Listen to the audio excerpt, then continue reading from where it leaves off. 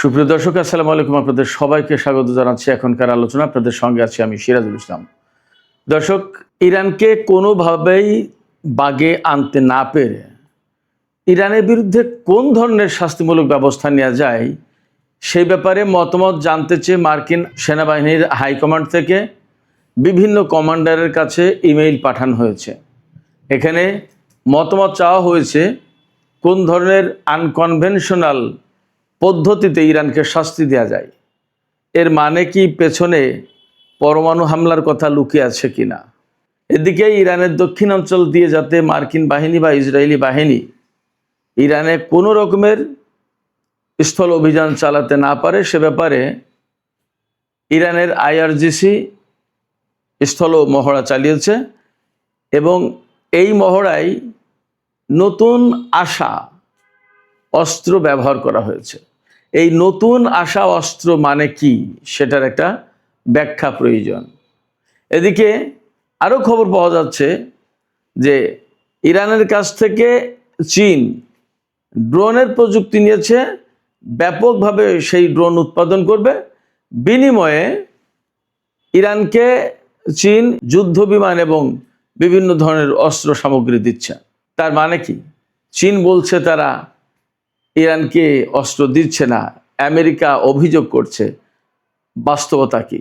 এদিকে গত 24 ঘন্টায় সৌদি আরবের পররাষ্ট্রমন্ত্রী দুইবার ইরানের পররাষ্ট্রমন্ত্রীর কাছে ফোন করেছেন।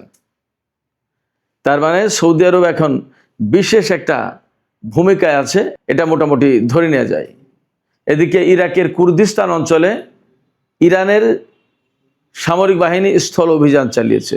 সেখানে বিচ্ছিন্নতাবাদী কুর্দি বেশ কয়েকজন নেতাকে হত্যা করা হয়েছে এবং অনেককে আটক করা হয়েছে। সুপ্রিয় দর্শক, এছাড়া আরেকটি খবর আছে। আমেরিকার ওয়াশিংটন স্টেটে অঙ্গরাজ্যে ভয়াবহ দাবানলের সৃষ্টি হয়েছে। সেই দাবানলে 600-র বেশি ঘরবাড়ি পুড়ে গেছে। মনে হচ্ছে যেন কয়েকশো ক্ষেপণাস্ত্র নিক্ষেপ করা হয়েছে ওই অঞ্চলে। সুপ্রিয় দর্শক, এই বিষয়গুলো নিয়ে এখনকার আলোচনা। আশা করি ভালো লাগবে এবং আপনারা শেষ পর্যন্ত সঙ্গে থাকবেন। আর ভিডিও যদি ভালো লাগে তাহলে লাইক, কমেন্ট, শেয়ার করবেন এবং চ্যানেলটি সাবস্ক্রাইব করে সাথেই থাকবেন। দর্শক, চলুন আমরা বিস্তারিত আলোচনা করি। দর্শক, প্রথমে বলছিলাম ইরানকে বাগে আনতে পারছেন না আমেরিকা। আপনারা তো সবাই দেখছেন আজকে 5 মাসের বেশি হয়ে গেছে ইরানের বিরুদ্ধে যুদ্ধ করছে ইসরায়েল এবং আমেরিকা। যেখানে একাই ইসরায়েলের বিরুদ্ধেই যুদ্ধ করার সাহস অনেকে দেখায় না, আর আমেরিকার দিকে তো স্যালুট মেরে চলে, সবাই সালাম দিয়ে চলে। যুদ্ধ করা তো পরে কথা, এ চিন্তাও করে না। সেই জায়গায় ইরান, আমেরিকা এবং ইসরায়েল যৌথ বাহিনীর বিরুদ্ধে লড়াই করছে আজ 5 মাসের বেশি সময়।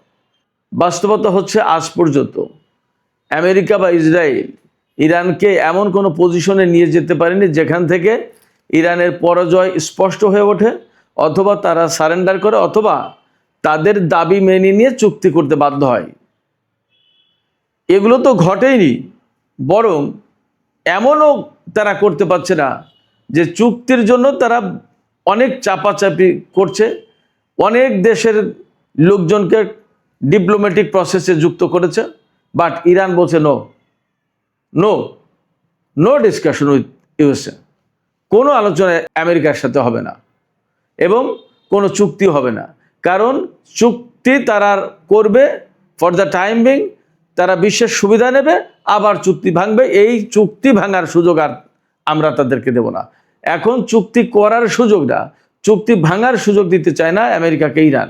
এটা ইরানের অবস্থান এবং সেই কারণে খুব ক্যাটাগরিক্যালি পরিষ্কার করে বলা হয়েছে ইরানের পররাষ্ট্র মন্ত্রণালয় থেকে যে হরমুজ প্রণালী নিয়েও ওমানের সাথে যে আলোচনা চলছে, এই আলোচনাটা বেসিক্যালি ওমান এবং ইরানের মধ্যকার আলোচনা।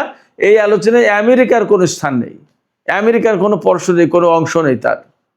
অর্থাৎ এই আলোচনার মধ্য দিয়ে এমন কোনো খবর যদি কেউ দিতে চায় যে হরমুজ প্রণালী খুলে দিয়েছে, এখন সবাই চলাচল করতে পারবে, আমেরিকার জন্য হরমুজ প্রণালী খোলা, এই সমস্ত না, শুধু ইরান এবং ওমানের ব্যাপার। আমি দুপুরে ভিডিওতে বলেছি ইরান এবং ওমানের ব্যাপারটা কি। যাই হোক, সেক্ষেত্রে ইরানকে কোনো মতেই তারা বাগে আনতে পারছে না। পরমাণু কর্মসূচি, না সরকার পরিবর্তন, না ক্ষেপণাস্ত্র কর্মসূচি, কোনো কিছুই না।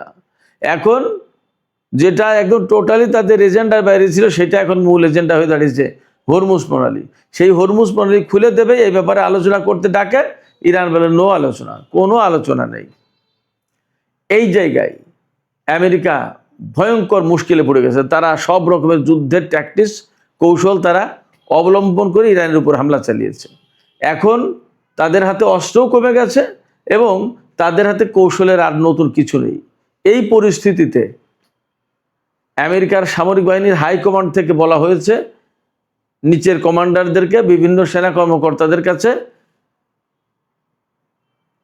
ইমেইল পাঠানো হয়েছে যে ইরানের বিরুদ্ধে কোন কৌশলে যুদ্ধ করলে তাকে শাস্তিটা দেওয়া যায়, তাকে বাধ্য করা যায় চুক্তি করতে। কি করা যায় বলুন, সবাই মতামত দিন। মানে ওপেন, মানে অনেকটা সামরিক বাহিনীর ভেতরে ওপেনলি মতামত নেওয়া হচ্ছে। এই বিষয়ে একদম মার্কিন সিএনএন-এ খবর দেওয়া হয়েছে।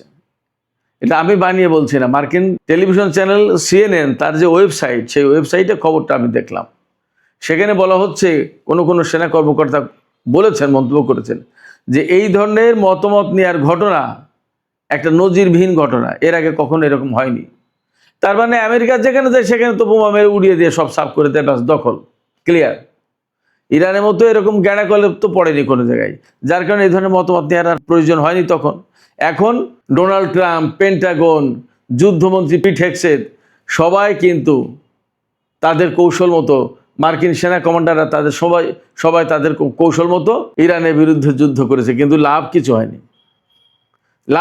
এ পর্যন্ত তারা ইরানকে এমন পর্যায়ে নিতে পারেনি যেখান থেকে ইরান বলতে বাধ্য হয় যে ঠিক আছে, আসুন আমরা আলোচনা করি এবং আমরা একটা চুক্তি করি। ভয়াবহ বিপদে পড়েছে আমেরিকা। তারা বিপদে পড়েছে, তারা হামলা চালাতে গিয়ে হামলা থামিয়েছে, কিন্তু এর মানে এই নয় যে আমেরিকা ইরানের বিরুদ্ধে আর হামলা চালাবে না। তারা একদম ভালো হয়ে গেছে বা সমস্ত সব কিছু মিটমাট করে চলে যাচ্ছে, নট দ্যাট। তারা কিন্তু পাকে পাকে আছে। তারা কোন ফাঁকে হামলা চালাতে পারলে ইরানকে পর্যুদস্ত করতে পারে সেই চেষ্টাই করছে। আমি কয়েকদিন আগে থেকে বলে আসছি, এবং সেই কারণে কিন্তু এই যে খোঁজ করা হচ্ছে যে কোন কৌশলে যুদ্ধ করলে, কোনভাবে হামলা করলে তাকে শাস্তি দেওয়া যায়। সেই জন্য তাদের প্ল্যান তারা ঠিকই ঘোরাচ্ছে ফিরাচ্ছে, এটা ইরান খুব ভালোভাবে বোঝে, জানে। সেই জন্য তাদের প্রস্তুতি তো সব আছেই। এপাশে ইরানের যে দক্ষিণ অঞ্চল, উপকূলীয় অঞ্চল যেটা, এই অঞ্চলে মহড়া চালিয়েছে গতকাল পরশু বা আজকে ইরানের সামরিক বাহিনী, আইআরজিসি স্থলবাহিনী। এই মহড়ায় তারা নতুন আসা অস্ত্র ব্যবহার করেছে। এখন এই নতুন আসা অস্ত্র মানে কি? নতুন আসা অস্ত্রের মানে হচ্ছে প্রথম এবং প্রধানত একটা, সেটা হচ্ছে চীন থেকে ইরান বিপুল পরিমাণে অস্ত্র পেয়েছে। এটা মোটামুটি বিপুলভাবে বিভিন্ন সামাজিক মাধ্যমে এসছে। এটা ইরান এবং চীন কারো পক্ষ থেকে বলার কথা না। আমেরিকা অভিযোগ করেছে, চীন নর্মালি অস্বীকার করেছে। বাট যে অস্ত্র এসেছে তার ভিতরে কাঁধে রেখে ফায়ার করা মিসাইল সিস্টেম আছে, এরপরে আরও বিভিন্ন ধরনের অস্ত্র আছে। কোনো জায়গায় এমন বলা হচ্ছে এইরকম ক্ষেপণাস্ত্র এসে পৌঁছেছে চীন এবং রাশিয়া থেকে, যে ক্ষেপণাস্ত্র পরমাণু ওয়ারহেড বহন করতে পারে, এবং তার পরীক্ষা চালিয়েছে ইরান। জানি না সত্য মিথ্যা, নানান খবর বের হয়, যুদ্ধের সময় কত কিছু হয়। এবং সেই ক্ষেপণাস্ত্র ইউরোপের কেন্দ্রস্থল ব্রিটেন এবং আমেরিকা টাচ করতে পারে। সত্য মিথ্যা জানি না, এরকম খবর বলা হচ্ছে। তবে ইরান যে চীন থেকে সাম্প্রতিক সময়ে বিপুল অস্ত্র পেয়েছে কথা সত্য, এবং সেই অস্ত্রগুলোই আইআরজিসি অনেক কিছু ব্যবহার করেছে, মানে সেইগুলো নিয়ে মহড়া দিয়েছে উপকূলীয় অঞ্চলে। তাতে বোঝা যায় যে ইরানও বসে নেই। আমেরিকা যে অ্যাঙ্গেলে, যে কৌশলে যুদ্ধ করতে চাবে ইরানের বিরুদ্ধে, সেই কৌশলে, সেই অ্যাঙ্গেলে ইরান জবাব দেওয়ার প্রস্তুতি নিয়েছে বা নিচ্ছে। আমি সবসময় এই কথাটাই বলে আসছি। আমি একটা এপিসোড করেছিলাম, নিশ্চয় আপনাদের মনে থাকার কথা, যে আমেরিকা যদি ডালে ডালে থাকে তাহলে ইরান থাকে পাতায় পাতায়। অর্থাৎ আমেরিকা কোন কৌশল দিচ্ছে তার এক ধাপ আগে গিয়ে, দুই ধাপ আগে গিয়ে সেই কৌশলটা মোকাবেলা বা ব্যর্থ করার জন্য যা করা দরকার সেটা করে ফেলে ইরান। এটা ইরান, তা না হলে ইরান টিকে থাকতে পারতো না। This is reality. এই বাস্তবতা অস্বীকার করার কোনো মানেই নেই। আমি যা দেখেছি, অন্তত আমার বিশ্লেষণে তাই আসে। অনেকেই বলছেন আমেরিকা ইরানের স্থল অভিযান চালানোর মতো এত বড় ভুল করবে না, এটা এত বড় ঝুঁকি নেবে না, একথা বলছে। কিন্তু বাস্তবতা হচ্ছে কি, এটা আমরা সাধারণ লোকজন এইভাবে ভাবি, ডোনাল্ড ট্রাম্প তো এইভাবে ভাবে না। ডোনাল্ড ট্রাম্পের বক্তব্য কি, অ্যাট এনি কস্ট আমার একটা বিজয় চাই। গতকালকে কিন্তু আমি বলেছিলাম গতকালকের ভিডিওতে যে আমি শুধু একটা বিজয় চাই, ইরানে তাকে জিততেই হবে অ্যাট এনি কস্ট। তাতে তিনি হয়তো প্রচণ্ডভাবে কড়া অর্ডার দেবেন যে নো, মার্চ অন, ইরানকে শেষ করো যেভাবে হোক। যদি বলে যে স্থল অভিযান চালাও, কমান্ডারদের তো আর কিছু করে না, তাই হয়তো তাই করতে হবে। সেখানে কি পরিমাণে মার্কিন সেনা মারা যাবে কি যাবে না সেটা পরে ব্যাপার। ডোনাল্ড ট্রাম্পের এতে কিছু আসে না, তার একটা বিজয় প্রয়োজন। এই বিজয় প্রয়োজন, এই জন্যই ইরানকে শিক্ষা দেওয়া হবে কোন পদ্ধতিতে করা যায়, আনকনভেনশনাল সিস্টেম কি, অর্থাৎ অপ্রচলিত পথে ইরানকে শিক্ষা দিতে হবে। অপ্রচলিত পথ, সহজ পথ যেটা, সেটা হচ্ছে পরমাণু হামলা। এর বাইরে আর কি আছে আমি জানি না, দেখা যাক কি হয়। তবে আমেরিকা ইরানের ব্যাপার থেকে হাত গুটিয়ে নিয়েছে, একথা বলার কোনো মানে নেই, কোনো সুযোগ নেই। তারা ইরানের উপর হামলা চালানোর জন্যই নানা রকমের ফন্দি ফিকির করছে। এদিকে আমি আরেকটা খবর বলেছিলাম, ইরাকের কুর্দিস্তান অঞ্চল, ইরান থেকে পশ্চিমে গেলে উত্তর পশ্চিম ইরাকের যে কুর্দিস্তান অঞ্চল, ওই এলাকায় এরবিল এবং সুলাইমানের নামে দুটো এলাকা আছে, সেখানে ম্যাক্সিমাম কুর্দি বসতি। সেই কুর্দিস্তান অঞ্চলে গিয়ে ইরানের বিচ্ছিন্নতাবাদী কুর্দিরা থাকে এবং সেখান থেকে ইরানের বিরুদ্ধে নানা রকম ষড়যন্ত্র করে, বিভিন্ন রকমের অভিযান চালায়, নাশকতা চালায়, নানা কিছু। এরা বেসিক্যালি বিচ্ছিন্নতাবাদী। এই কুর্দিদের বিরুদ্ধে ইরান একেবারে স্থল অভিযান চালিয়েছে ইরাকের ভেতরে, ইরানের সামরিক বাহিনী। তার মানে ইরাক সরকারের একটা সমর্থন ছিল, এটা মোটামুটিভাবে বুঝতে হবে। তারপরে এই অভিযান চালিয়ে সেখানে 8 জন অন্তত কুর্দি কমান্ডার, বিচ্ছিন্নতাবাদী কমান্ডার, 8 জন কমান্ডার মারা গেছে এবং অনেককে অ্যারেস্ট করেছে, আর অনেক ক্ষয়ক্ষতি হয়েছে। তবে খবরে দাবি করা হয়েছে যে ইরানের একজন সেনা সদস্যও হতাহত হয়নি, একদম খুব সুষ্ঠুভাবে সুন্দরভাবে অভিযান পরিচালনা করতে পেরেছে। এদিকে ইরান এবং আমেরিকার মধ্যে যখন এরকমের প্রচণ্ড রকমের উত্তেজনা, অচল অবস্থা, হরমুজ প্রণালী বন্ধ প্রায়, গত রাতেও সেখানে একটা জাহাজে ইরান হামলা চালিয়েছে। আমেরিকা নিরাপত্তা দেওয়ার নাম করে ওমানের উপকূল দিয়ে ওই জাহাজ বের করে নিয়ে যাওয়ার চেষ্টা করছিল, ইরান তাতে হামলা চালিয়েছে। ওই জাহাজ সেখানে স্টাক অবস্থা আছে, আটকে আছে। তো অবস্থা যখন এমন, তখন সৌদি আরব দফায় দফায় ইরানের পররাষ্ট্রমন্ত্রীকে ফোন করছেন। ইরানের পররাষ্ট্রমন্ত্রীকে গত 24 ঘন্টায় 2 বার ফোন করেছেন সৌদি পররাষ্ট্রমন্ত্রী।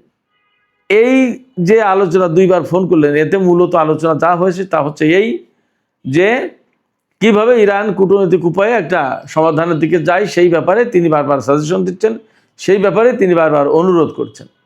এই অনুরোধ কখন করছেন তিনি? যখন ইরাকে সৌদি আরব গায়ে পড়ে হামলা চালিয়েছে এবং যেখান থেকে ইরানের 4 জন IRGC সদস্য মারা গেছে। IRGC বা ইরান এটা মনে রাখবে না? সৌদি আরব এখন যতই ভালো সাজার চেষ্টা করুক, ইরান কি বিষয়টা ভুলে যাবে? শুধু তাই না, সৌদি আরব ইয়েমেনের উপর হামলা চালিয়ে ইরানের বিমান যখন ইয়েমেনি নাগরিকদের নিয়ে গেল, কয়েকজন লিডারকে নিয়ে গেল, তখন 2 দফা আসার সময় যাওয়ার সময় 2 দফা ইয়েমেনের উপর হামলা চালালো এবং সেই ঘটনাকে কেন্দ্র করে আজকে ইয়েমেনের সাথে সৌদি আরবের নতুন করে যুদ্ধ পরিস্থিতি তৈরি হয়েছে। এমনকি বাবার বান্দে প্রণালী, লোহিত সাগর বন্ধ করে দেওয়ার ব্যবস্থা হয়েছে। সৌদি আরব যদি এই কাজগুলো না করতো তাহলে হতো না, কি প্রয়োজন ছিল? এখন সৌদি আরব ইরানকে দিয়ে কূটনৈতিক প্রক্রিয়া শুরু করার চেষ্টা করছে। তাদের কূটনৈতিক প্রক্রিয়ার খবরটা কি? এবং এই যে 15 জাতির একটা জোট গঠন করলো ইয়েমেনের বিরুদ্ধে যুদ্ধ করবে বলে, ইরানকে বলে যুদ্ধ করো না, আর নিজে জোট গঠন করে ইয়েমেনের বিরুদ্ধে যুদ্ধ করার জন্য। এটা কেমন দ্বিমুখী নীতি? এই বিষয়গুলো ইরান বোঝে না তা না। এদিকে আজকেই ইরানের IRGC খুব নতুন ডিফেন্স সিস্টেম দিয়ে আমেরিকার একটা MQ-9 রিপার ড্রোন ধ্বংস করেছে। এই নিয়ে খবর বলা হচ্ছে যে মোট ইরান 50টা MQ-9 রিপার ড্রোন ধ্বংস করলো। একটা রিপার ড্রোনের দাম অনেক। যে টোটাল রিপার ড্রোন ধ্বংস করেছে ইরান এই যুদ্ধের এই কয় মাসে এই পর্যন্ত, তাতে $100 কোটি শেষ আমেরিকার শুধু MQ-9 রিপার ড্রোনে। মানে ইরানের আকাশে ঢুকলেই MQ-9 রিপার ধ্বংস হয়ে যাচ্ছে, মুড়ি মুড়কির মতো ধ্বংস করছে। তো এই পরিস্থিতিতে আসলেই আমেরিকা খুব বিব্রতকর অবস্থায়। এই বিব্রতকর অবস্থা থেকে বের হওয়ার জন্য তারা আনকনভেনশনাল ট্যাকটিক্স খুঁজছে। দেখা যাক তারা কোন অপ্রচলিত পদ্ধতি বের করে যা দিয়ে ইরানকে শাস্তি দেবে। তো সুপ্রিয় দর্শক, আলোচনা এখানে শেষ করতে চাই। শেষের আগে আপনাদের কাছে জানতে চাই, আপনারা কি মনে করেন আমেরিকা কোন ধরনের পদ্ধতি বেছে নিতে পারে ইরানের বিরুদ্ধে যুদ্ধ করার জন্য? আপনাদের কোনো মতামত আছে কিনা? মতামত থাকলে জানাবেন কমেন্ট বক্সে। আর ভিডিও ভালো লাগলে লাইক কমেন্ট শেয়ার করবেন। এখনকার আলোচনা এখানে শেষ করতে চাইছি। আপনারা সবাই অনেক অনেক ভালো থাকুন। আল্লাহ হাফেজ।